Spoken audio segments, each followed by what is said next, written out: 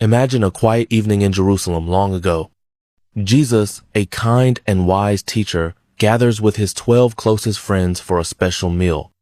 This meal is called the Last Supper and is full of meaning. Jesus knows something difficult is about to happen, and he wants to prepare his friends. At the table, everyone is seated, but not quite the way you might expect.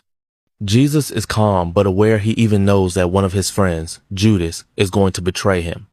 Still, Jesus reaches out to Judas, hoping to change his mind.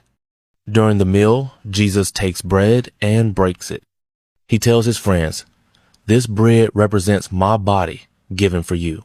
Then he shares a cup of wine, saying, "This wine is my blood poured out so your wrongs can be forgiven." It's a moment full of love and trust.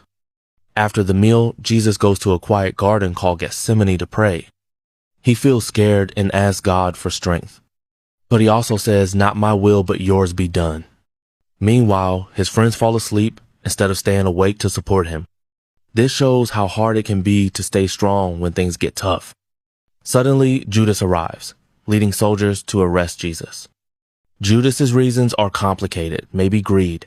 Maybe he thought forcing Jesus' hand would make him a king. After betraying Jesus, Judas feels deep regret and takes his own life. This moment contrasts with Peter, another friend, who denies knowing Jesus but later finds forgiveness. This story shows us the deep humanity of Jesus. He was scared, he prayed, and he accepted what was coming because he trusted God's plan. It also reminds us about free will. Judas made a choice, and so do we every day. Most importantly, this story points to grace and salvation. Jesus' sacrifice wasn't just about pain. It was about opening a way for us to be forgiven and loved. Salvation comes through faith in Jesus, but God's grace is big enough to reach even those who haven't heard this story. So when you think about Easter, remember it's